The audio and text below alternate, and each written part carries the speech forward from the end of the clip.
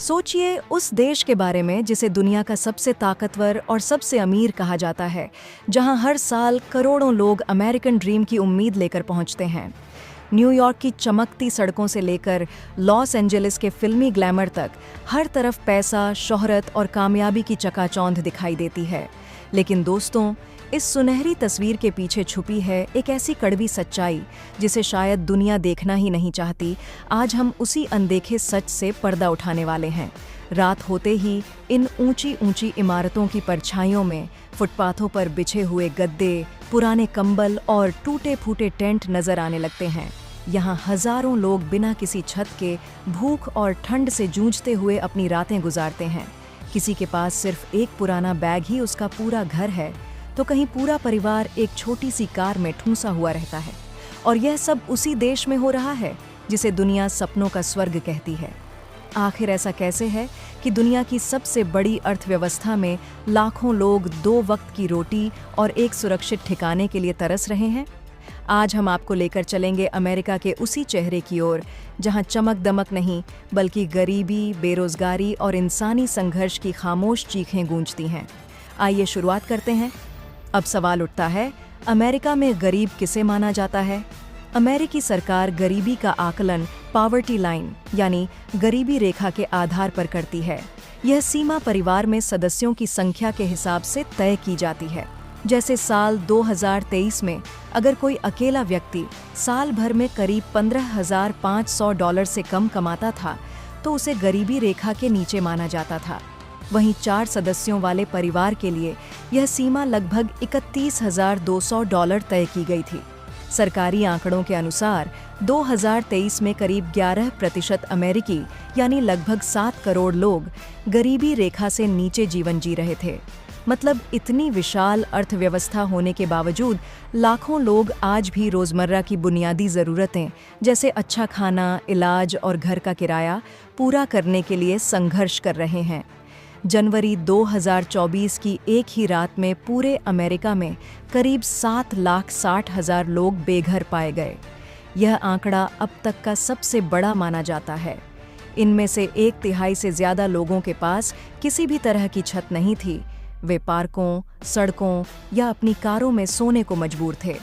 बेघर होने के पीछे कई कारण होते हैं। महंगा किराया, नौकरी का छिन जाना, भारी मेडिकल बिल, मानसिक बीमारियां या नशे की लत। बड़े शहरों में आज टेंट सिटी और सड़क किनारे बनी अस्थायी झुग्गियां आम नज़ारा बन चुकी हैं। सर्दियों के मौसम में ऐसे हालात कई बार जानलेवा भी साबित हो जाते हैं। महंगा जीवन गरीबों के लिए एक जाल। अमेरिका में जीवनयापन का खर्च लगातार बढ़ रहा है। घर का किराया आमदनी का बड़ा हिस्सा निगल जाता है और खाने पीने की चीज़ें भी पिछले कुछ वर्षों में काफ़ी महंगी हो चुकी हैं। बहुत से लोग आज वर्किंग पुअर कहलाते हैं, यानी वे फुल टाइम नौकरी करते हैं, लेकिन फिर भी महीने के आखिर में उनके पास पैसे नहीं बचते। ये लोग पेचेक टू पेचेक जीते हैं, मतलब जो तनख्वाह आती है वह तुरंत खर्च हो जाती है। एक मिडिल क्लास महिला का उदाहरण लीजिए। सालाना $25,000 कमाने के बावजूद वह रोज़ का खाना जुटाने में जूझ रही थी। और हैरानी की बात यह कि वह किसी सरकारी सहायता की पात्र भी नहीं थी। ये हालात सिर्फ युवाओं तक सीमित नहीं हैं। कई बुजुर्ग जो रिटायरमेंट के बाद आराम की ज़िंदगी जीने की उम्मीद रखते थे, आज मजबूरी में काम कर रहे हैं। सरकारी मदद और उसकी सीमाएं। अमेरिका में गरीब और बेघर लोगों की सहायता के लिए कई सरकारी योजनाएं मौजूद हैं, जैसे स्नैप, फूड स्टैम्प, बेघर आश्रय कार्यक्रम और मुफ्त भोजन योजनाएं। इन योजनाओं के जरिए लाखों लोगों को रोज का खाना मिल पाता है, लेकिन अक्सर यह मदद नाकाफी साबित होती है। उदाहरण के तौर पर स्नैप से मिलने वाला औसत फूड बजट एक दिन का पूरा खाना खरीदने के लिए भी काफ़ी नहीं होता। कई इलाकों में खाने पीने की वास्तविक कीमतें इससे कहीं ज़्यादा हैं। इसके अलावा हर पात्र व्यक्ति तक यह सहायता पहुंच भी नहीं पाती। खासकर बुजुर्गों में स्नैप का उपयोग कम देखा जाता है। कुछ राज्यों में आवेदन प्रक्रिया इतनी धीमी और जटिल होती है कि लोग बीच में ही हार मान लेते हैं। मानसिक और सामाजिक असर। गरीबी और बेघरपन का असर सिर्फ जेब पर नहीं बल्कि दिमाग और दिल पर भी पड़ता है। बच्चों में यह चिंता, डिप्रेशन और पढ़ाई में पिछड़ने का बड़ा कारण बनता है। वयस्कों में लगातार तनाव, अकेलापन और कई बार नशे की लत भी बढ़ जाती है। इसके साथ साथ समाज में गरीब और बेघर लोगों के प्रति भेदभाव और दूरी भी देखी जाती है, जिससे उनका आत्मविश्वास और ज़्यादा टूट जाता है। अमीर देश में गरीब क्यों? अमेरिका में अमीर और गरीब के बीच की खाई बेहद गहरी है।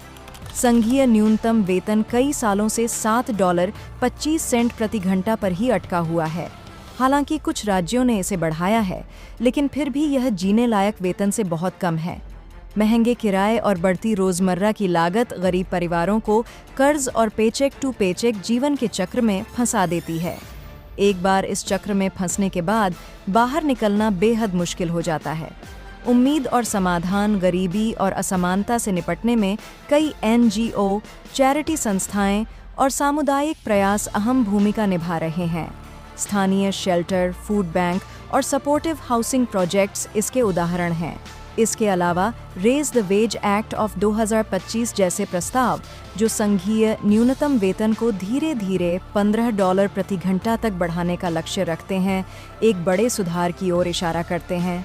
इससे करीब 22 मिलियन कामगारों को लाभ मिल सकता है।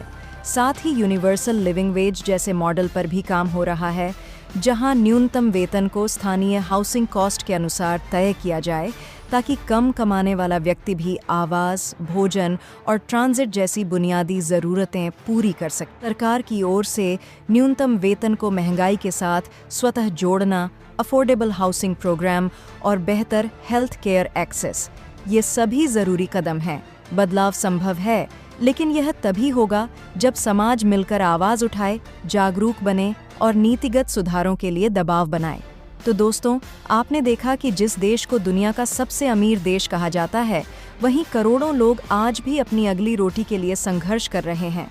अगर यह वीडियो आपको सोचने पर मजबूर करता है, तो इसे लाइक करें, अपने दोस्तों के साथ शेयर करें और ऐसी ही सच्चाई उजागर करने वाली कहानियों के लिए चैनल को सब्सक्राइब करना न भूलें।